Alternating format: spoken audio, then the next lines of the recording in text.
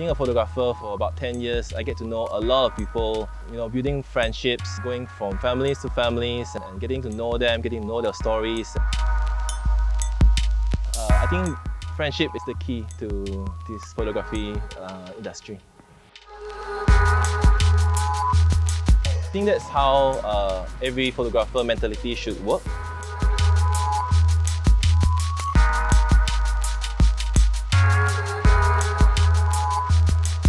Is you always need to look back your own work and you always progress better in your next job.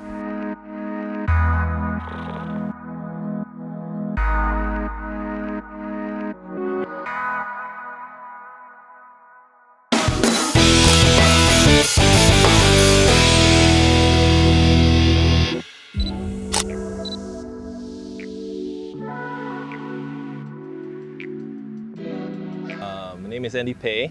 I'm a principal photographer for Bespoke Photographics. I've been running in this industry for about 11 years. My photography style would be capturing moments. I love when I'm able to freeze a moment and in future times when people look back, it's like a time capsule and people look at it and then they cherish these memories.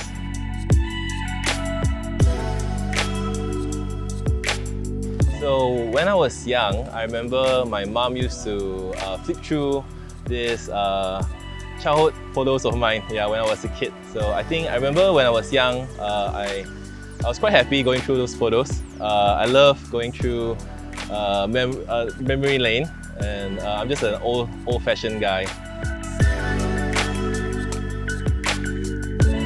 Back in the film days, my aunt used to pass me this film, what's it called again? This Polaroid photos, and then I'll remember them like, hey, this is like such a nice grainy photo. And I think that's like gradually as you grow up, you feel like you want to achieve that kind of same outcome or same impact for your clients when you deliver them the wedding photos. I think that's why right now, when I grow up, I feel like the Facebook throwback is quite something for me, because you get to scroll through all these memories and stuff like that. So.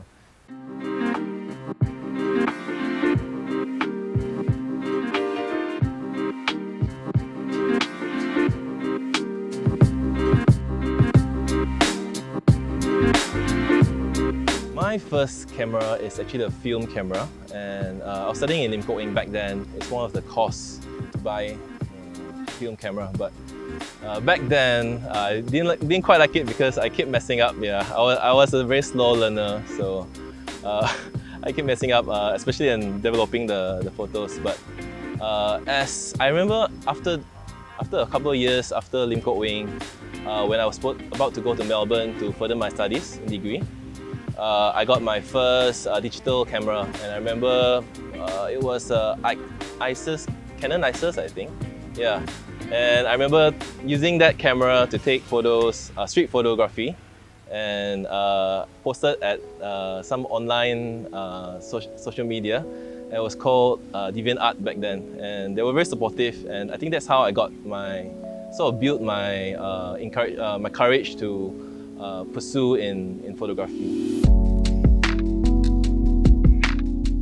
I was a graphic designer back then. I was studying graphic design, and part of the course was photography, and just seeing how you're able to freeze a moment or capture something that could tell a story. I think that is quite amazing. I would say this is also sort of unexpected, because I was doing graphic design for about a couple of years. After shooting my cousin's wedding and posting it for the first time, and getting all this encouragement from friends who also want me to do their wedding, I think that got me really hyped up, and I think that's where my career kicks off for photography.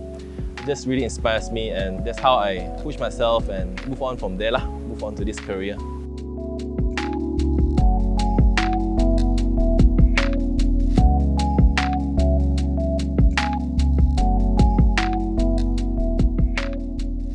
Ten years ago, some people don't accept black and white. But I think sometimes black and white, it's how you can sell the emotions rather than having a colorful or vibrant photo. Yeah, so I think back then people were very hard to accept that. Why do we take moments where someone is crying? They all think that it's an ugly photo or whatnot, but for me, I feel it's some moments that to be cherished. Raw moments, especially. Some raw moments that you don't see in weddings or in events, and you're able to capture it, and someone sees it and then appreciates it. I think that's the best part about capturing these kind of moments.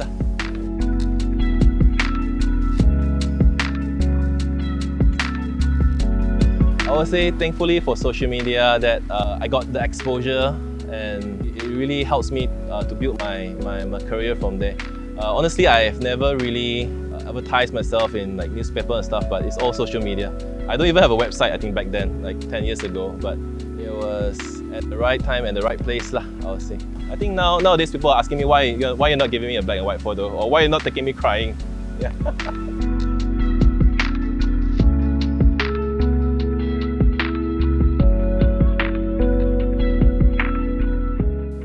Besides Kuching, I love Kuching, so and that's why I'm here. That's why I'm back here to pursue my career in photography. But if there's another country, that would definitely be Melbourne, I think, because that's where it all started. Like that's where I picked my first digital camera and snapping street shots and stuff. I think I would love to go back there. Hopefully, one of these days, or maybe when I'm older. Being in Malaysia, I'm very blessed that I'm able to take different type of weddings, different races, different multi-level races. Even better when you have like two cultures, combined into one. I think that's the most amazing part, because then you get to see, Malaysia in its full potential. Yeah.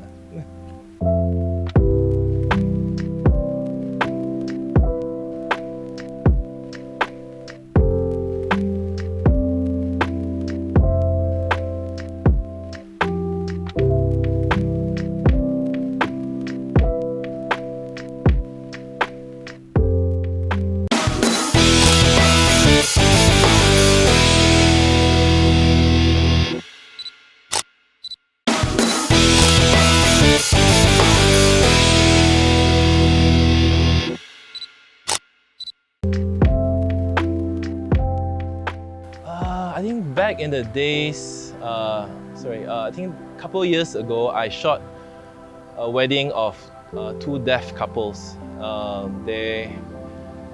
That's like one of the memorable moments where I was shooting them at church when they're exchanging vows. They were love vows with sign language. I think, I think that's quite something for me. Love in all languages, I would say. Yeah. Another thing I think is shooting the wedding of Henry Golding and Liv Loh. I think that would be one of the most memorable weddings I've ever shot.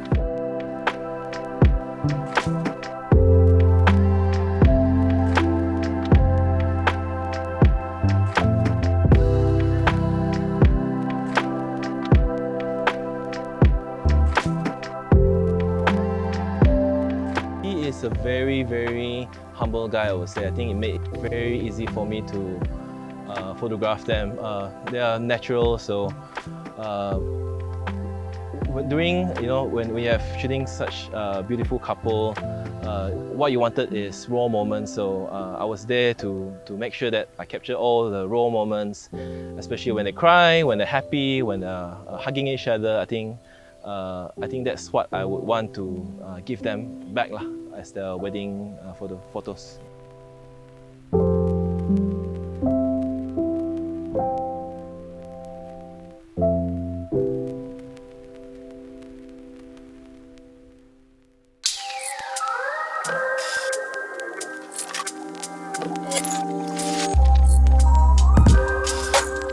Everyone is their own critics, basically. I feel sometimes I look back at like my few years ago work and I'm like telling myself, why do I shoot these kind of photos? But you learn from there.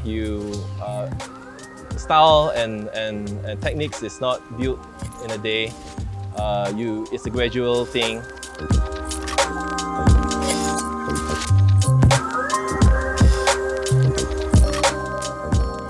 far, I've not gotten any bad critics, thankfully. But I feel I'm always my own critic. Yeah, I always look back at my own photos and feel like I can do better for the next job. Yeah. And I think that's how every photographer mentality should work. Is you always need to look back at your own work and you always progress better in your next job.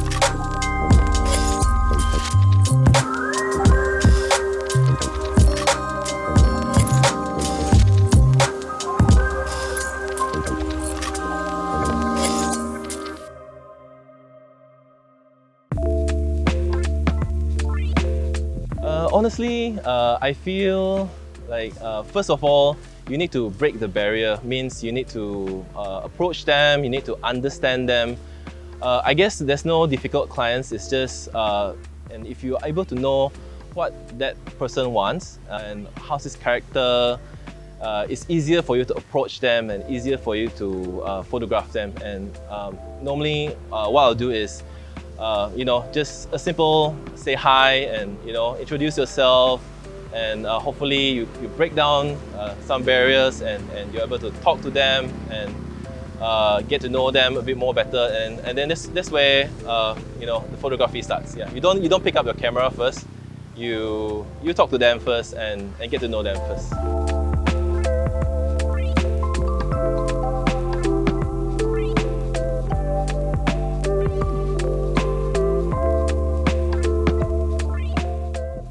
They always say that there's this bridezilla thing that's going on, but I ever met a groomzilla before who likes to take shots only at one side of his face, so that is quite a challenge for me. I think he likes his this side of his face, so yeah, that was a pretty fun job for me. I think quite memorable as well. I feel like a challenge, but in the end we pulled through, and yeah, everyone was happy with the photos lah.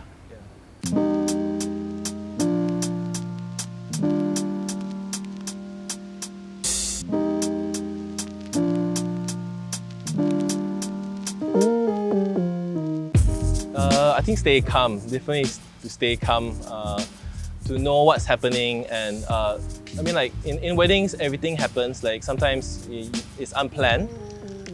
Sometimes when you want to go for a photo shoot and it rains, well, what to do? Just embrace it. I think normally I'll ask the couple if they want to take photos in the rain, that kind of thing. I feel like that's most memorable moment or something creative that we could come out with. I ever shot a wedding in Melbourne, and I remember the bride was about to walk down the aisle with the dad, and it's a beautiful garden wedding. It was outside like this, and suddenly it rained, and everyone was looking at me like if what we're going to do and stuff like that. And I told them just proceed on, and the photos of the rain shots was very beautiful. I feel I got wet.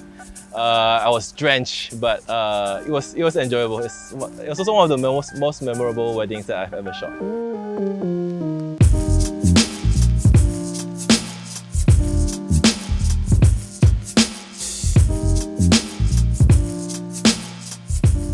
Only one time that I ever canceled a shoot is when one of my family members passed away. It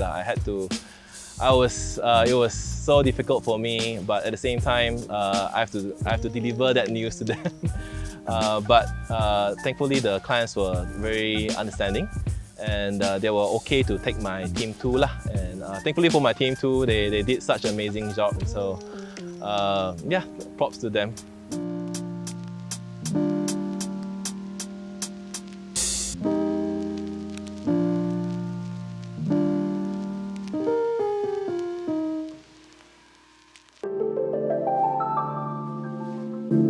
I would say different photographers has influenced me differently. Back in the days, I was very inspired by photographers like Jenny Sun, Saifunang, Zung, who travels around the world capturing beautiful portraits of couples. Nowadays, we have photographers like Terralogical, who's from Indonesia, another Indonesian photographers team which is called Azio, who I look up forward to lah.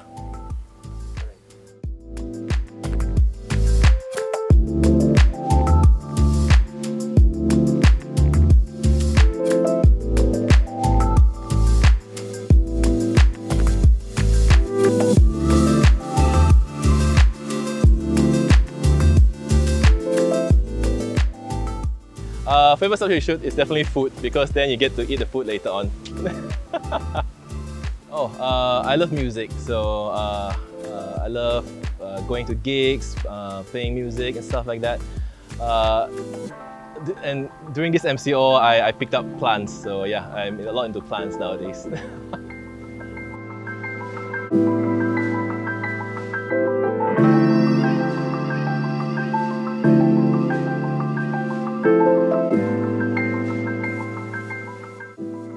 Firstly, you have to be inspired, because I remember back then when I was young, I have no direction and I have no mentor back then.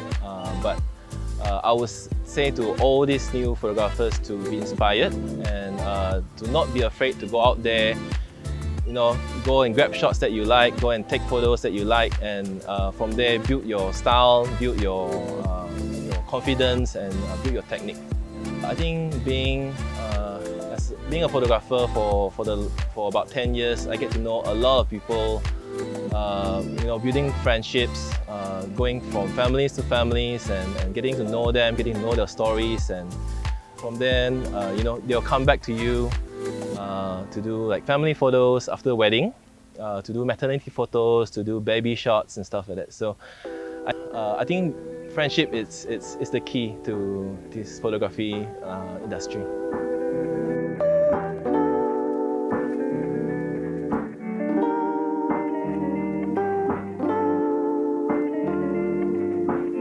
I think as time passes, there's a lot of styles in weddings, but I always love raw, intimate moments, especially like when the mother go and hug the bride, that kind of thing.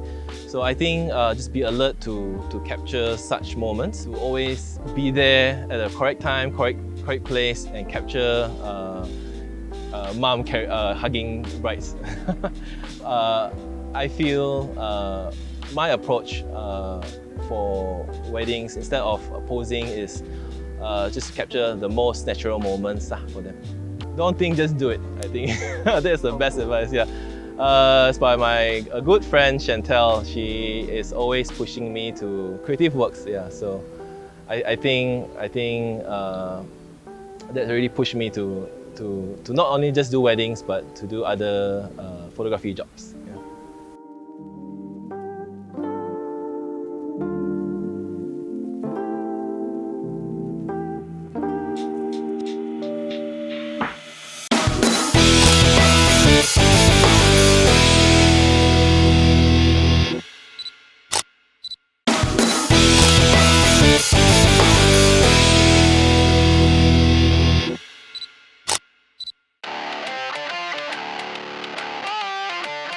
Alright, thanks brother.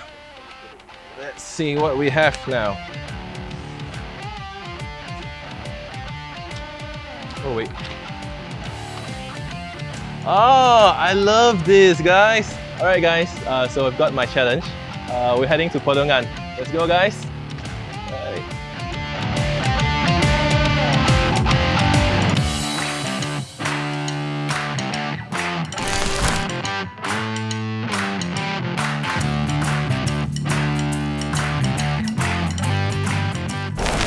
I'm here at the streets of Podongan. Today it's looking a bit cloudy, but I hope I can get some great shots today. Let's give it a try, guys. Go.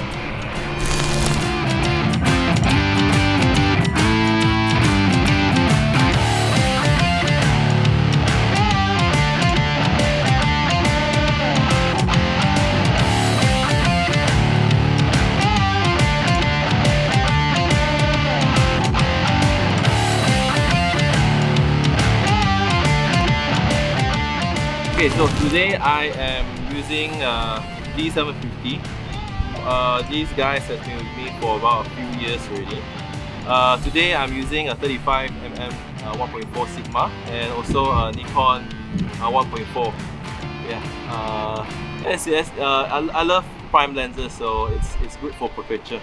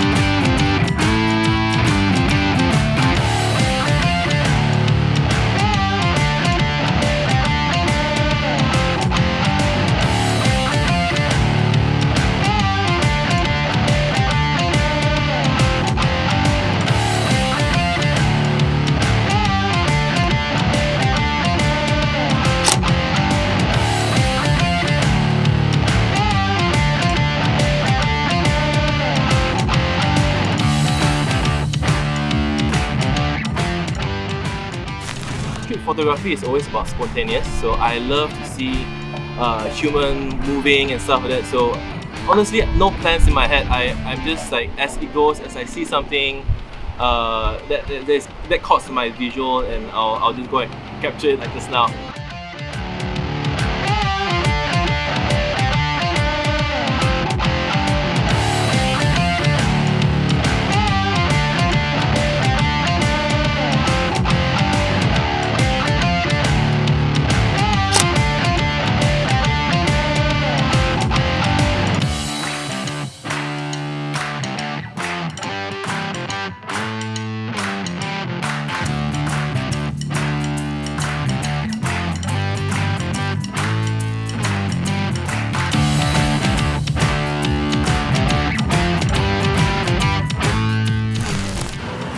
And imagine this in black and white. It will look very nice. Oh, very authentic, old and raw.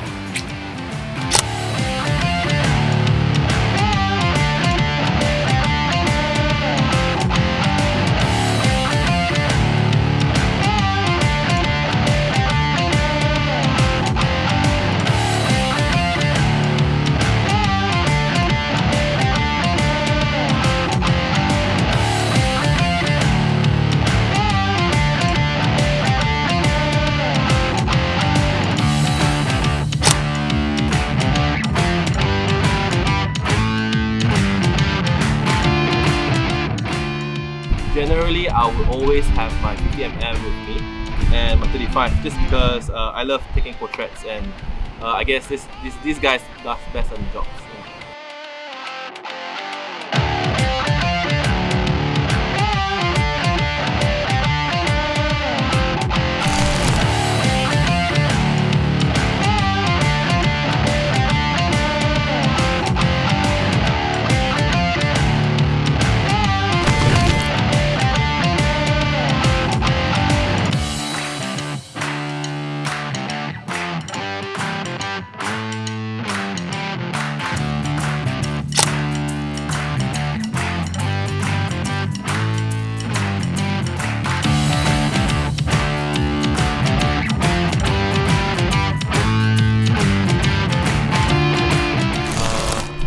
This is a nice challenge for me today. Weather, I think the challenge is only the weather right now, because see, it's very cloudy. But I think I got some shots over here today, so hopefully hope for the best.